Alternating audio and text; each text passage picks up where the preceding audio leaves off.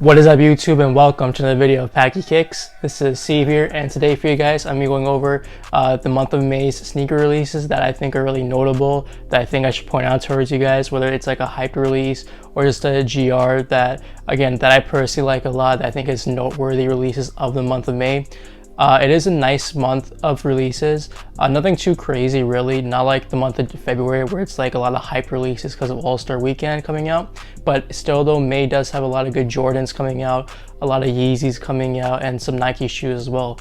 So before we get into that though, please make sure to subscribe to my YouTube channel to receive updates on when I make more videos, whether it's like sneaker content or Supreme content. And with that being said, let's get right into the video. So to go over the month's releases, I'm going to be using my laptop, and I'm going to be going over websites like Sneaker News and Sneaker Bar Detroit for whatever's coming out for the month. And I'm also going to divide it by section. So with the first section we're going to go over is this month's Jordan releases. So the first Jordan that we have that came out actually today was the Air Jordan 5 Fire Red.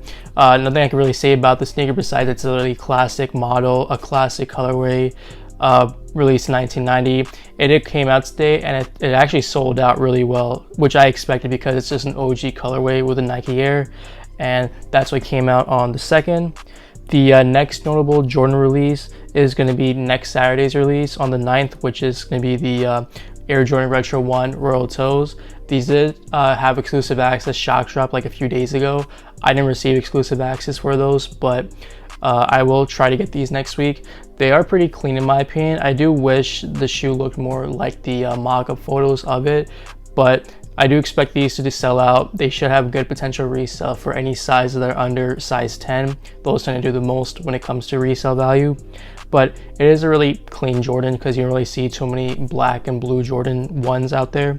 So that is another nice Jordan 1 release that's going to come out this month. And then we also have the release of the Air Jordan Retro 4 Metallic Pack. I believe these are going to come out on the 20th or the 21st, if I'm not mistaken, around that time. And you have 4 different colorways that have primarily white upper. You have a metallic red colorway, a metallic green colorway, a metallic orange colorway, and a metallic purple colorway. And the inspiration behind these shoes is because of the original Air Jordan 1 Metallic Pack. And personally, I think they are clean shoes. I personally like the green one the most, and that's the one that I'm going to be going after, but they're all clean nonetheless. I do see like the white and red one and like the white and green one selling the most first, and then maybe the rest later on. And these are shoes I do see going on sale too potentially, so these are not going to be really for resale. This is more so just to get for personal wear. And then going into the last notable Jordan release of the month, which is for Jordan 13 Flints. These last released in 2010. These are going to come out on May 30th, and I can't really wait for the sneaker to come out. It's just a super clean colorway. We have the Flint blue, we have the white upper, gray midsole, and suede. So that's a shoe that's really clean. I love 13s a lot, so this is one that I definitely want to go after, and definitely one that I really want for the personal, so I can't wait for that one. Now for Adidas, mostly with the Adidas stuff, the more hyped or the more notable releases are going to be primarily Yeezys. There's not really much like any main Adidas models that I really think are going to be notable releases for the month of May. But with the Yeezys though, on May 9th, there should be, I think, an Asia release, exclusive release for the Flax 350 Boost V2. Since it isn't going to be an exclusive, I do expect these to have some potential resale value. I personally think they're okay, but it is what it is in my opinion. Also on the 15th, we have the Yeezy 500 High in the Tyrian colorway, I think it's called. And in my opinion, I think this is like a really trash colorway. I definitely don't expect these to do well or sell out at all. Definitely for the personal only, don't go after them for resale or anything.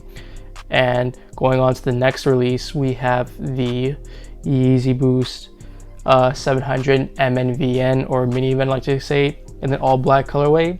And these surprisingly have been pretty hard to get, or not as easy to get.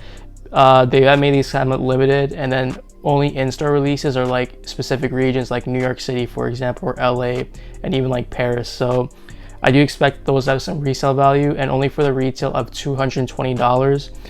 Definitely go for these. Any size is fair game for those. And then the next Yeezy release I see is of the Zion pair of 350 Boost V2s.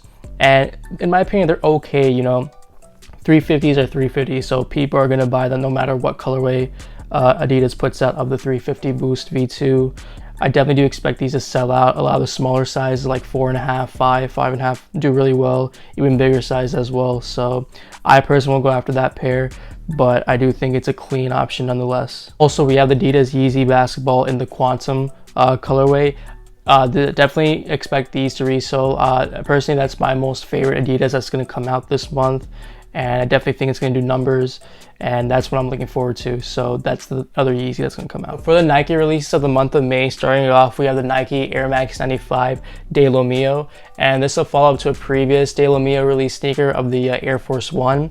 And in my opinion, the Air Force One is a lot nicer and a much better model too as well. And that one did really well in the resale market and just selling out in general.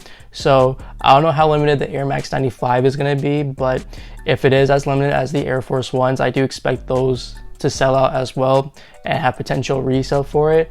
But just personally for me, it's just not as nice as the Air Forces. But and again, I would still go after these for resale purposes. Moving on, we have the Nike Dunk Low SP in the Brazil colorway. And this is definitely a Nike shoe that I would go after because it's only going to retail for $100.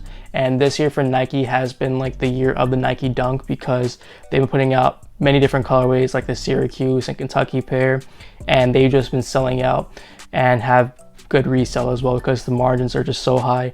And this colorway is clean too. I will try to go after them and try to get them. These won't be really for the personal. They're just going to be getting it resold because the colorway is alright, but just a little loud for me. But in the end, it is going to be a nice shoe to get. Also on May 16th, we're going to have the release of LeBron 7 Lakers colorway. And the LeBron 7 retros, Nike's been doing just a great job of. I've bought like 3 pairs of them already.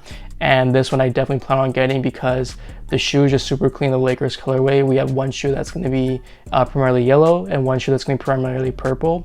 And I think they're going to be really nice. They could potentially sell out because it's a new colorway and it's a colorway that a lot of people might like. So expect those to release May 16th for $200. And then lastly, we have the Travis Scott Nike Air Max 270 React ENG. In my opinion, I do love Travis Scott sneakers and I'm a big Travis Scott fan myself, but this is definitely his weakest collab sneaker that he's done. The model, in my opinion, is not too nice and the colorway is just a little weird. They will have resale for sure because of it being a collab, but it won't be as high as like the retro ones. For example, I expect it to do similar to the Air Jordan 33s for resale. That is all the sneaker release that are coming out for the month of May. In my opinion, it is a decent month. It's not too crazy with the releases, but at the same time, it's not that many trash releases as well. There are some really good Jordans coming out this month, as well as some Yeezys and some decent Nike sneakers as well that you could definitely like expect to sell out and maybe have potential resale to it. But again, in my opinion, I think it's a clean month. And please let me know in the comments below what you guys might be purchasing for the month of May. Is there anything you guys plan to sell? Anything you guys plan to buy for the personal collection? Please let me know in the comments below. And please make sure to subscribe to my YouTube channel. And as well as hit the notification bell to receive updates on when I do post more videos. Make sure to like this video as well. And also make sure to follow me on Instagram at Hasib_Mian. The Instagram is located on the bottom left hand corner. And again, I appreciate you guys watching today's video. Peace. Just put a wagon in the driveway, you know I did. When I shoot my shot, it's double wide.